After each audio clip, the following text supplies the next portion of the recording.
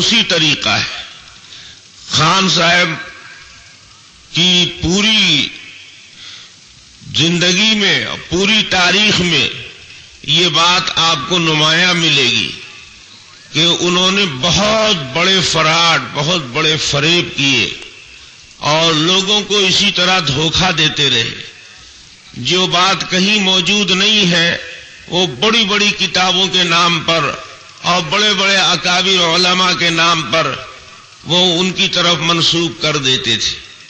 میں نے ایک حوالہ اس قسم کا آپ کے سامنے رکھا تھا کہ خان صاحب نے ایک موقع پر حضرت شیخ عبدالعزیز دباغ رحمت اللہ علیہ کی طرف ایک بات منسوب کی ہے، لیکن شیخ عبدالعزیز دباغ کے حالات میں اور ان کی تصنیفات میں کہیں اس کا ذکر نہیں ہے. یہ تو اس جماعت کا پیشہ ہے کہ کسی کتاب کی کوئی عبارت سیاق سباق سے کاٹ کر اور اس کا مفہوم بگاڑ کر اپنے مطلب کی بات اس میں سے کشید کرتے ہیں، اور کبھی ایسا کرتے ہیں کہ اس کتاب کے نام پر یا اس عالم کے نام پر اپنی ہی بات چھاپ دیتے ہیں تاکہ پڑھنے والا اس مغالطے میں پڑا رہے کہ یہ بات انہوں نے نہیں کہی ہے بلکہ فلاں جگہ یہ بات لکھی ہوئی ہے. لیکن آپ یقین جانیے کہ جب آپ اس حوالے کی کتاب کو ہاتھ لگائیں گے تو وہاں وہ خاص چیز جو بحث کی اصل بنیاد ہے اور جس پر ساری گفتگو کا دار و مدار ہے وہی چیز وہاں غائب ملے گی. بطور مثال میں نے آپ کی خدمت میں ایک واقعہ احمد رضا خان صاحب کا تحریر کردہ نقل کیا تھا کہ خان صاحب نے ایک بزرگ کے سلسلے میں ایک بات لکھی ہے. شیخ عبدالعزیز دباغ رحمت اللہ علیہ کے ایک مرید تھے سید احمد سجل ماسی. واقعہ آپ کو یاد ہوگا، اس کو تازہ کرنے کے لیے پھر سے میں اسے دوہرا دے رہا ہوں. سید احمد سجل ماسی رحمت اللہ علیہ مرید تھے شیخ عبدالعزیز دباغ رحمت اللہ علیہ. سید احمد سجل ماسی کی 2 بیویاں تھیں. یہ ایک روز صبح اپنے شیخ کی خدمت میں حاضر ہوئے، ان کی مجلس میں تشریف لائے. یہ ان کا معمول تھا، مرید اپنے شیخ سے ملنے کے لیے آتا ہی ہے، اور بڑے بڑے علماء اور مشائخ اپنے شیخ کی خدمت میں رہنا اپنے لیے باعث فخر سمجھتے ہیں. تو سید احمد سجل ماسی رحمت اللہ علیہ سید عبدالعزیز دباغ کی خدمت میں آئے. تو سید عبدالعزیز دباغ رحمت اللہ علیہ نے اپنا ایک کشف ان کے سامنے ظاہر کیا. کہا کہ احمد سجل ماسی، تم نے رات ایک عجیب سی بات کی ہے. دوسری بیوی اسی کمرے میں موجود تھی اور تم نے اس کی موجودگی میں اپنی دوسری بیوی سے صحبت کی. یہ نہیں چاہیے تھا، یہ طریقہ مناسب نہیں ہے، اور مسئلہ بھی یہی ہے کہ ایسا نہیں ہونا چاہیے. یہ بات کراہت سے خالی نہیں. تو سید احمد سجل ماسی نے کہا کہ حضور یہ غلط فہمی ہو گئی ہے آپ کو. دوسری والی بیوی جس سے میں ہم بستر نہیں تھا، جو میرے ساتھ سوئی ہوئی نہیں تھی، وہ سو رہی تھی. تو سوئی ہوئی عورت مردے کے مانند ہے، وہ تو گویا اس کمرے میں ہے ہی نہیں. سویا ہوا اور مردہ برابر، تو اس کا ہونا نہ ہونا برابر ہے. تو وہ موجود کہاں تھی، بیدار کہاں تھی؟ جب وہ جاگ نہیں رہی تھی، سوئی ہوئی تھی، بالکل غافل تھی، اسے کچھ خبر ہی نہیں کہ بغل میں کیا ہو رہا ہے. تو ایسی حالت میں اگر ہم نے ہم بستری کی تو اس میں کیا قباحت. تو ان کے پیر صاحب نے ایک قدم اور بڑھایا اور اپنے کشف کے صحیح ہونے کے سلسلے میں بطور ثبوت کے ایک بات اور کہی. انہوں نے کہا کہ وہ تو سو نہیں رہی تھی، سوئے میں جان ڈالے ہوئے تھی، سوتے میں جان ڈالے ہوئے تھی، گویا کہ ایسے ہی مٹیائے ہوئے پڑی تھی. دیکھنے میں معلوم ہو رہا تھا کہ سو رہی ہے، وہ آنکھ بند کر کے صرف لیٹی ہوئی تھی، تو وہ تو بیدار ہی تھی، جاگ ہی رہی تھی. ان کو یہ سمجھ میں نہیں آیا کہ وہ عورت سو رہی تھی کہ جاگ رہی تھی. کمرے میں تو ہمارے تھی، پیر صاحب تو وہاں تھے نہیں، ان کو کیسے علم ہوا؟ تو اس شبہے کو دور کرنے کے لیے کہ یہ بات میں کشف سے کہہ رہا ہوں. اب یہاں پر ایک سوال کیا عبدالعزیز دباغ رحمت اللہ علیہ نے کہ اچھا یہ بتاؤ کہ اس کمرے میں 2 ہی پلنگ تھے یا تیسرا بھی کوئی پلنگ تھا؟ تو انہوں نے کہا کہ حضور اس کمرے میں ایک اور پلنگ تھا جو خالی تھا. ایک پلنگ پر تو ہم 2 میاں بیوی تھے، ایک پلنگ پر وہ دوسری بیوی تھی، اور ایک تیسرا جو پلنگ تھا وہ خالی تھا.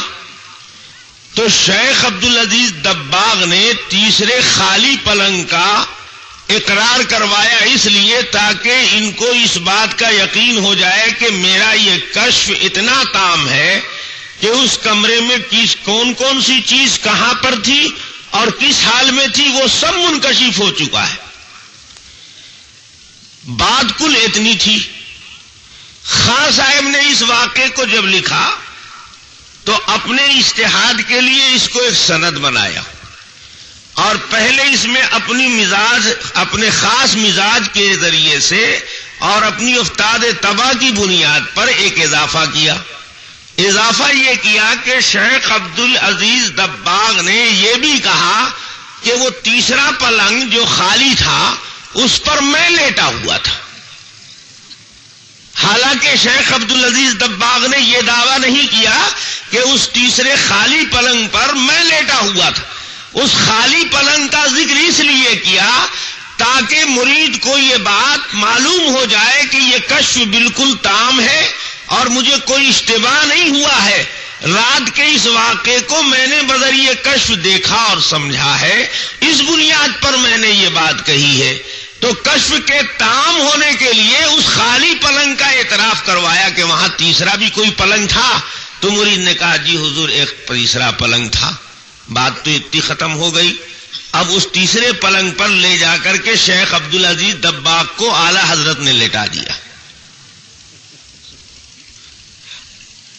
میں آج پھر چیلنج کے ساتھ کہتا ہوں کہ یہ بات اضافہ ہے خان صاحب کا. یہ بات شیخ عبدالعزیز دباغ کے یہاں موجود نہیں ہے، کیونکہ یہ واقعہ تو ابریز میں شیخ عبدالعزیز دباغ کی جو کتاب ہے اس میں اس واقعے کا تذکرہ ہے. اس کتاب کے اندر یہ نہیں ہے کہ شیخ عبدالعزیز دباغ مرید کے کمرے میں پہنچ کر وہاں لیٹ رہے تھے. لیکن خان صاحب کو تو چونکہ ایک اپنی بات اس واقعے سے نکالنی تھی، اس میں حاشیہ آرائی کرنی تھی، اس کو انہوں نے ایک نص سمجھا کہ ایک بزرگ کے کشف سے ایک بڑا عقیدہ ان کو نکالنا تھا، کشید کرنا تھا. چنانچہ صرف یہی اضافہ نہیں کیا کہ شیخ عبدالعزیز دباغ اس دوسرے پلنگ پر وہاں کمرے میں موجود تھے، بلکہ اس کے بعد پھر آگے لکھتے ہیں خان صاحب، پس ثابت ہوا کہ شیخ کامل مرید سے کبھی غائب نہیں ہوتا ہے، یعنی مرید کے بیت الخلا میں بھی حاضر اور مرید کے زنان خانے میں بھی موجود اور اس کی پرائیویٹ زندگی میں بھی شریک ہوتا ہے. رضا خانی پیر لوگ ایسے وقت میں مریدوں کے گھر میں رہتے ہوں گے، یہ سب جلوہ دیکھتے ہوں گے. ان کو اپنا یہ عقیدہ ثابت کرنا ہے کہ اولیاء ہر جگہ حاضر موجود ہیں اور ہر بات کا علم ان کو ہوتا رہتا ہے. تو حدیث قرآن میں اس کے لیے تو کوئی ثبوت نہیں ہے، تو انہوں نے حکایتیں اور کہانیوں اور واقعات اور کشف و کرامات کا سہارا لیا، اور وہاں بھی جب یہ چیز کچھ زیادہ واضح طور پر نہیں سمجھ میں آئی تو پہلے اس میں اضافہ کیا انہوں نے. اس اضافے کے بغیر اگلا یہ حاشیہ اس پر جڑتے کیسے بیچارے؟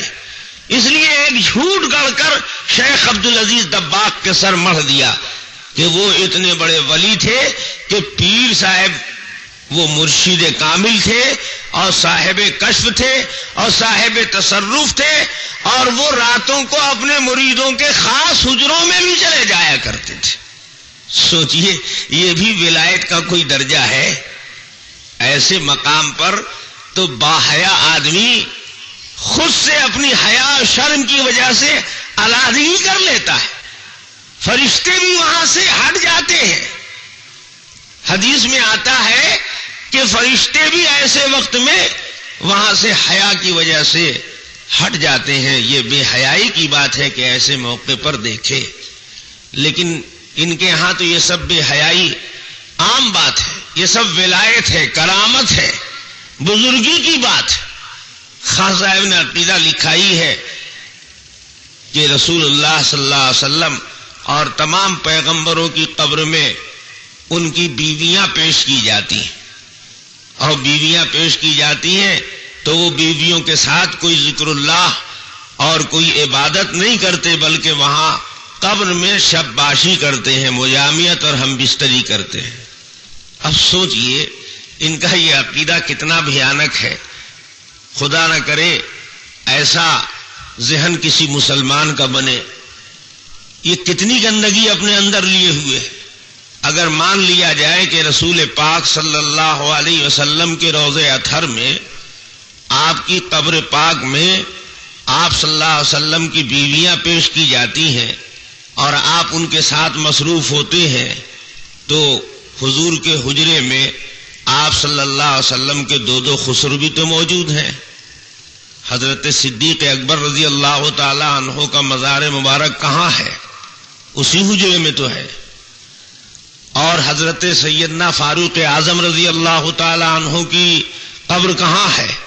وہ بھی تو اسی جگہ بازو میں ہے۔